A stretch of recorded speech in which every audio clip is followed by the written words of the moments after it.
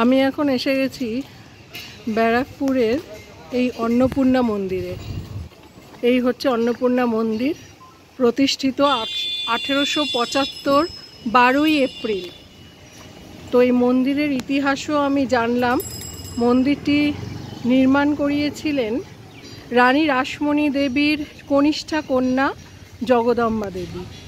মন্দিরে ভেতরে ঢুকে আমি এক এক করে সব দর্শন করছি। পেছনে এটি হচ্ছে ব্যারাকপুরের অন্নপূর্ণা মন্দির। যে মন্দিরটিতে আমি এলাম, আমি এসে মেট্রোতে বরানগর স্টেশনে নেমে ওখান থেকে আমি অটো করে মন্দিরের সামনে এসে নেমেছি। তো এই মন্দিরটি একদম দক্ষিণেশ্বরের মন্দিরের আদলে। দেখলে মনে হবে আমি হয়তো দক্ষিণেশ্বরে এসেছি, কিন্তু না, এটি ব্যারাকপুরের অন্নপূর্ণা মন্দির, যেটি নির্মাণ করিয়েছিলেন রানী রাসমণি দেবীর কনিষ্ঠা কন্যা জগদম্বা দেবী এবং তার জামাতা মথুরবাবুর উদ্যোগে এই মন্দিরটি স্থাপিত হয়েছিল 1875 সালের 12ই এপ্রিল। তো আমরা যেমন দক্ষিণেশ্বর মন্দিরে 12টি শিবের মন্দির দেখেছি, এখানে কিন্তু 12টি নেই, 6টা শিব মন্দির আছে। এবং দক্ষিণেশ্বরের মন্দিরের আদলে এখানে নাট মন্দির আছে এবং মন্দির সংলগ্ন রানী রাসমণি ঘাট আছে বা অন্নপূর্ণার ঘাটও আছে। তো এক এক করে আমি এবার সেগুলো দর্শন করব এবং আপনাদের দেখাতে থাকব। এই মন্দিরের গেট দিয়ে আমি এখন ঢুকলাম ভেতরে, এবার আমি দেখাচ্ছি।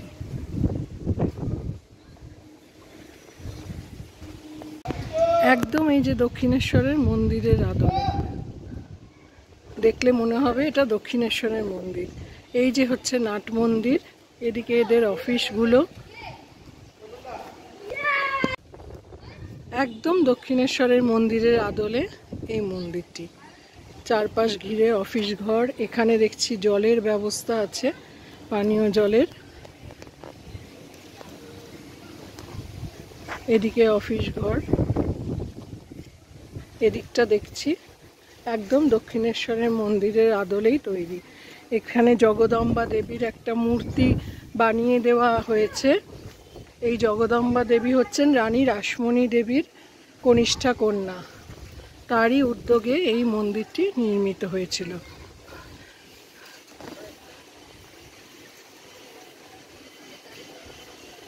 এই দিকটা হচ্ছে নাট মন্দির, যেখানে অনেক মানুষ দেখছি বিশ্রাম নিচ্ছে।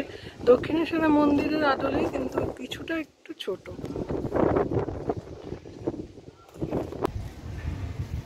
এই যে এখানে আমরা তিনটে, এই যে মন্দির আর এই যে এখানে তিনটে শিব মন্দির দেখতে পাচ্ছি। এই হচ্ছে মন্দির,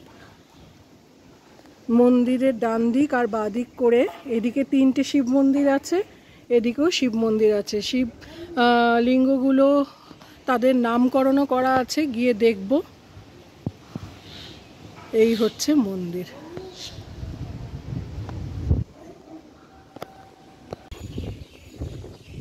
এই হচ্ছে অন্নপূর্ণা মন্দিরের নাট মন্দির, ঠিক দক্ষিণেশ্বরের মন্দিরের আদলেই। এই নাট মন্দিরটি শুধু আমার একটু ছোট বলে মনে হলো। এই যে শিব মন্দির, এদিকে আছে তিনটে এবং এদিকে আছে তিনটে। আমি এখন এই মন্দিরের চত্বর এই যে হেঁটে যাচ্ছি, বেশ সুন্দর। দেখে মনে হবে প্রথমে যে আমি এসছি দক্ষিণেশ্বর মন্দিরে।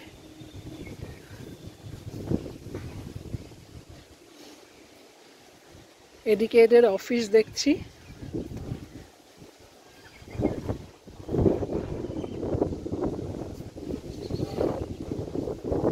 সুন্দর বাগান করা।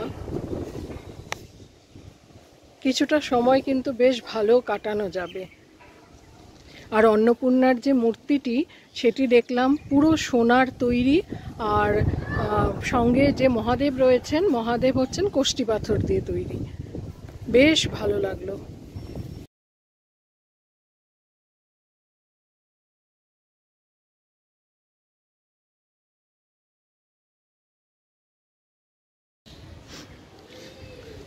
আজ চলে এসেছি ব্যারাকপুরের অন্নপূর্ণা মন্দিরে। অনেক দিন ধরেই আসবো করছিলাম, অনেক দিন ধরে ইউটিউবে দেখছিলাম, আজকে সময় হওয়াতে চলে এলাম। কি যে ভালো লাগছে পুজো দিয়ে মাকে, মায়ের মূর্তিটি অসাধারণ অসাধারণ। এবার আমি শিবের যে লিঙ্গ যে মন্দিরগুলো আছে, এবার আমি সেগুলো দর্শন করব। এই সিঁড়ি দিয়ে উঠতে হচ্ছে। এই দিকে আছে 3টে শিব মন্দির, দেখি গিয়ে। প্রথমেই শিব মন্দিরটিতে ঢুকলাম, বেশ বড় শিবলিঙ্গ। এই শিবলিঙ্গের এখানে নাম হচ্ছে দেখছি কল্যাণেশ্বর, শ্রী শ্রী কল্যাণেশ্বর।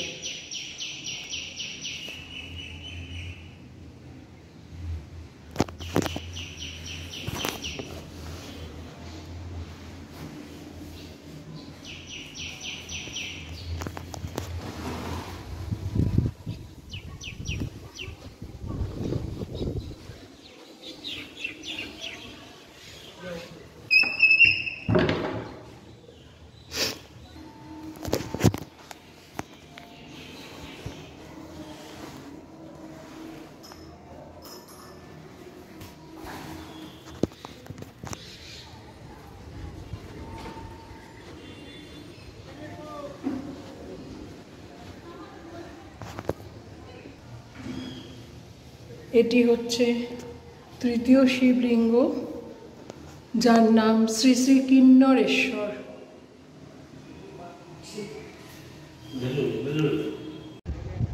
এবার এই দিকের যে 3টে আরও শিব মন্দির, প্রথমেই বলেছি 6টা শিব মন্দির আছে। দক্ষিণেশ্বরে যেমন আমরা 12টা শিব মন্দির দেখতে পাই, এখানে 6টা শিব মন্দির আছে। তো 3টে দেখে এলাম, এবার বাকি 3টে দেখব। প্রথমে আসি, এই ধার দিয়ে শুরু করি।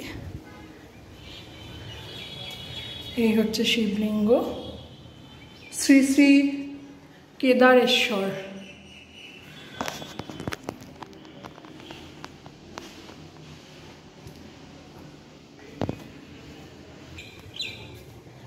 এটি আরেকটি,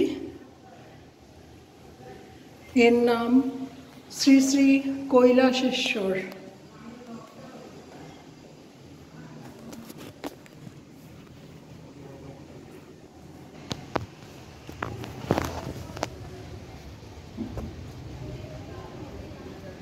এবার লাস্ট 6 নম্বর যে মন্দিরটি,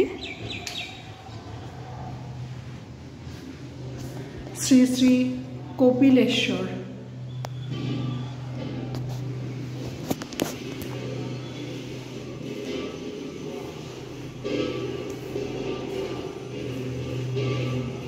এখন এসছি এই ব্যারাকপুরের অন্নপূর্ণা মন্দিরের অফিস ঘরে। এখানে আমি এক দাদাকে পেয়ে গেছি, ওনার কাছ থেকে একটুখানি আমি মন্দিরের নিয়মাবলীগুলো একটু জেনে নেব। আসলে মন্দির কখন খোলে, কখন বন্ধ হয়, বা ভোগ খেতে হলে এখানে কি সিস্টেম আছে, এগুলো আমি একটু জেনে নেব। দাদা বলে দিচ্ছেন। হ্যাঁ, সেটা হচ্ছে এই মন্দির কখন খোলে? সকালবেলার থেকে সকাল 6টা থেকে বেলা 1টা পর্যন্ত। আচ্ছা, আর বিকেলে আবার খোলে? ভোগ দেওয়া হয়, ভোগ দিয়ে 1:30টার মন্দির বন্ধ হয়ে বিকেলে আবার 4টা থেকে 8টা। 4টে থেকে 8টা। আচ্ছা, যারা ধরুন ভোগ মানে নিবেদন করবেন বা ভোগ খেতে চান, গ্রহণ করতে চান, তাদের জন্য এখানে কি ব্যবস্থা? তাদের সে প্রতিদিন এখানে ভোগ খাওয়ার ব্যবস্থা আছে। 120 টাকার বিনিময়ে নিরামিষ মিল, আর প্রতিদিন দেওয়া হয়। আগের দিন বুক করে দেওয়া যায়। আচ্ছা আচ্ছা। এরপরে একটা মাছভোগও আছে, এটা আচ্ছা। আগের দিন জানালে পাওয়া যায়। ও আচ্ছা, মাছভোগ নিতে গেলে আগের দিন জানাতে হবে। 180। এবার বাকিটা উনি বলবেন। আচ্ছা আচ্ছা, ঠিক আছে দাদা। আর মন্দির মানে আমি তো এত মন্দির প্রতিষ্ঠা সম্পর্কে উনি অজয়বাবু বলবেন। আচ্ছা আচ্ছা, ঠিক আছে। এমনি আর কি জানতে চান বলুন। এবার আমি জেনে নিচ্ছি, আমি এরপরে যে দাদার সাথে কথা বলবো, মাননীয় শ্রীযুক্ত অজয় কুমার বিশ্বাস মহাশয়। তো উনি হচ্ছেন রানী রাসমণি দেবীর কনিষ্ঠা কন্যার জামাতা মথুরবাবু। সেই মথুরবাবুর কি হন? কনিষ্ঠা কন্যার জামাতা না, রাসমণির জামাতা। কনিষ্ঠা কন্যার স্বামী। হ্যাঁ, সেটাই, কনিষ্ঠা কন্যার স্বামী। আচ্ছা, মথুরবাবু, সেই মথুরবাবু সম্পর্কে উনি একটু বলছেন। উনি মথুরবাবুর নাতির নাতি। আচ্ছা আচ্ছা। উনি মেজ নাতি, বড় নাতি মারা গেছেন। আচ্ছা, তার ওয়াইফ। আচ্ছা আচ্ছা আচ্ছা, এনেকেও দিন। বড় নাতি মানে অশোক বিশ্বাস। আচ্ছা কুমার বিশ্বাসের আচ্ছা আচ্ছা। আর আমি শুনলাম শ্রী রামকৃষ্ণ দেবও এখানে এসেছিলেন। রামকৃষ্ণ দেব এখানে জায়গা দেখেছেন, জমি দেখবার সময় রামকৃষ্ণ এসেছিলেন, আর একবার মন্দির প্রতিষ্ঠা করলো তখন এসেছিলেন, আর মহেশের রথে এসেছিলেন তখন একবার এসেছিলেন। আচ্ছা, 4বার এসেছিলেন। স্বামী বিবেকানন্দও এসেছিলেন, কারণ এটা আমি শুনেছি একবার বোধহয় স্বামী বিবেকানন্দও এসেছিলেন। সেই মন্দিরের সাথে বিশাল ইতিহাস জড়িয়ে আছে। এবার দাদা বলবেন। ঠিক আছে ঠিক আছে ঠিক আছে। এখন মন্দিরের একজন মাননীয় দাদা শ্রীযুক্ত অজয় কুমার বিশ্বাস মহাশয়ের সঙ্গে আমি একটু কথা বলে নেব এবং মন্দিরের ইতিহাস, প্রতিষ্ঠার ইতিহাস সম্পর্কে একটুখানি জেনে নেব। বলুন দাদা। আমার নাম হচ্ছে অজয় কুমার বিশ্বাস। আমি হচ্ছি মথুরবাবুর বংশের 5th জেনারেশান, বুঝেছেন। জগদম্বার বড় ছেলে দারিক বিশ্বাস, দারিক বিশ্বাসের মেজর ছেলে হচ্ছে আমার ঠাকুরদাদা কালিদাস বিশ্বাস। হ্যাঁ, এটা হয়ে গেল। এবারে তো তাহলে এবারে বলি, মন্দিরটা হচ্ছে 1875 সালে। আর এই মন্দিরটা যখন হয় তখন জগদম্বার স্বপ্নে মা অন্নপূর্ণাকে পেয়েছিল। আচ্ছা, বুঝেছেন। তা রানীমাকে বলেছিল তোমার মতো আমাকে একটা গঙ্গার ধারে মন্দির করে দাও। আচ্ছা। হ্যাঁ, তা রানীমা বলেছিল যে আমি জায়গা খুঁজছি, পেলে করে দেবো। হ্যাঁ। তারপরে এই জায়গা পেলো, জায়গাটা পাওয়ার পর এখানটা সব ভূতের আড্ডা ছিল। ও, এটা বাগান বাড়ি ছিল। ও, হ্যাঁ, দেখেছেন ফোন আসছে আপনাকে বললাম, ফোন বাজবে, দাঁড়ান এক মিনিট। বলুন। এটা ছিল বাগান বাড়ি, একটা সাহেব আর একটা মেম আর একটা সাহেব থাকতো। আচ্ছা।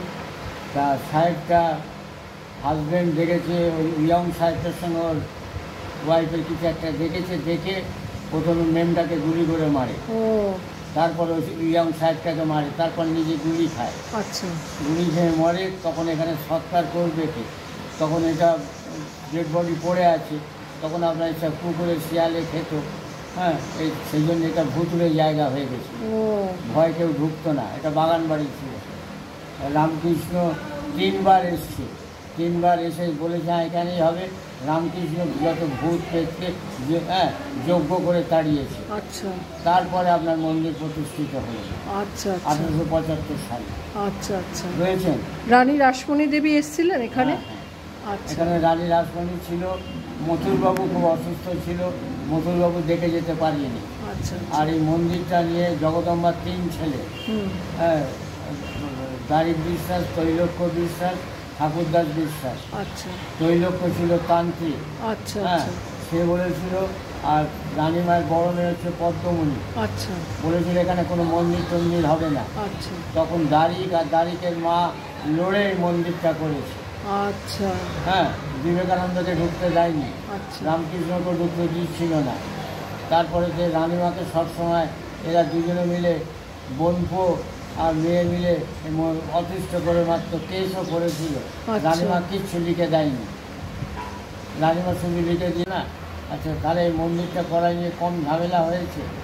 তারপরে তো যখন মন্দিরটা হলো, তারপর তো সিংহ বসাবে, সেটা নিয়ে ব্রিটিশদের সঙ্গে ঝামেলা হলো। আচ্ছা। সেটাও মায়েকে ছেলেকে মিলে লুকে দিল। আচ্ছা। আচ্ছা, তারপরে যে এখানে যে জব চার্নক থাকতো আমাদের কুটি বাড়িতে, জব চার্নক আসতো মাঝে মধ্যে এসে রেস্ট নিত। আচ্ছা। আর জব চার্নক দাড়িকে খুব ভালোবাসতো, তার কারণ দাড়িকেও শিক্ষিত হতো। তখন এই মন্দিরটা আমাদের পূর্বপুরুষরা নাম রাখলো চাণকের মন্দির। আচ্ছা। সেই নামটাই থেকে গেল। আচ্ছা আচ্ছা, ব্যাস হয়ে গেছে। আচ্ছা আচ্ছা, থ্যাংক ইউ দাদা, অনেক ধন্যবাদ। অনেকটা জানতে পারলাম এবং আমার দর্শকদেরও সুবিধা হবে এতে, তারা যেভাবে আসবেন, যখন আসবেন, কিভাবে মন্দির দর্শনের সময় ভোগ। আচ্ছা, আরেকটা বলে দিচ্ছি, মন্দির খোলে ভোর 6টায়। বলে দিয়েছেন দাদা, বলে দিয়েছেন, ওইটাই বলেছেন মন্দির। আচ্ছা, আর আসতে গেলে প্রত্যেককে বলবেন হ্যাঁ রাসমণিঘাট অন্নপূর্ণা মন্দির। হ্যাঁ, যে দিক থেকেই আসুন, ঠিক আছে। রাসমণিঘাট অন্নপূর্ণা মন্দির বললে যে কেউ দেখিয়ে দেবে। ঠিক আছে দাদা, অনেক ধন্যবাদ দাদা। আচ্ছা আচ্ছা আচ্ছা, নমস্কার। হ্যাঁ, নমস্কার। আর এই জায়গাটা হচ্ছে ভোগ খাওয়ানো হয় না, এই যে চেয়ার টেবিলগুলো, সপ্তাহে 7 দিনই ভোগ হয়। হ্যাঁ, এটাও বলেছেন দাদা। টেবিল চেয়ার পেতে ভোগ খাওয়া হ্যাঁ হ্যাঁ হ্যাঁ, এই যে এখানে টেবিল চেয়ার দেখা যাচ্ছে, এই টেবিল চেয়ার পেতেই এখানে ভোগ খাওয়ানো হয় দুপুর 1টার থেকে। 1টা থেকে 1:30। 1টা থেকে 1:30টার মধ্যে ভোগ খাওয়ানো হয়। আপনারা অফিসে এসে যোগাযোগ করলেই এই যে নিত্যদিন যে ভোগ দেওয়া হয় সেই ভোগের ব্যবস্থাপনায় এই দিদিরা আছেন, তারা এই যে সব কাটাকাটি করছেন। এরপর ভোগ রান্না হবে না রান্না শুরু হয়ে গেছে? আচ্ছা, রান্না শুরু হয়ে গেছে। আচ্ছা আচ্ছা, এই হচ্ছে ভোগের ব্যবস্থা চলছে। এই যে মন্দির, অন্নপূর্ণা মন্দির, এই যে চত্বর, এখান দিয়ে এই যে গেট, এই গেট থেকে ওই যে খুব সামনে রানী রাসমণি ঘাট বা অন্নপূর্ণার ঘাট, গঙ্গা দেখা যাচ্ছে, নদী। এই যে আমি যাচ্ছি, ওই যে দূরে ওখানে গঙ্গা দেখা যাচ্ছে, একদম জাস্ট কয়েক সেকেন্ডের হাঁটা। এই যে অন্নপূর্ণা ঘাট বা রানী রাসমণির ঘাট, এই যে সিঁড়ি দিয়ে নেমে এই হচ্ছে, কি ভালো লাগছে এখানে এসে।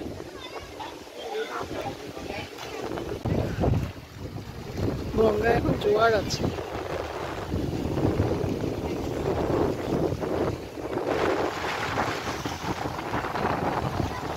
জোয়ার আছে, বেশ ভালো লাগছে, কি হাওয়া। এই হচ্ছে রানী রাসমণি ঘাট বা অন্নপূর্ণা ঘাট, মন্দির থেকে একদম কয়েক পা।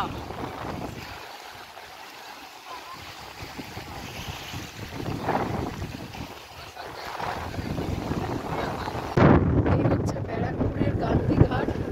এই গান্ধী ঘাট সংলগ্ন এই যে ঘাট, এখানে দড়িও আছে, যেতে দিচ্ছে না কারণ প্রচন্ড হাওয়া এবং গঙ্গায় জল, যেতে দিচ্ছে না একদমই, তাই এখান থেকে তুলছি। কি যে ভালো লাগছে, বাপরে, দাঁড়াতে পারছি না, এতটাই হাওয়া।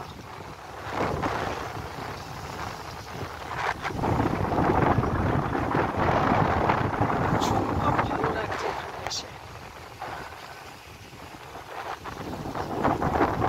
যে অন্নপূর্ণা মন্দির আমরা দেখলাম, শিবশক্তি অন্নপূর্ণা মন্দির ব্যারাকপুর, তার থেকে হাঁটা পথে একদম, লোককে জিজ্ঞাসা করলেই বলে দেবে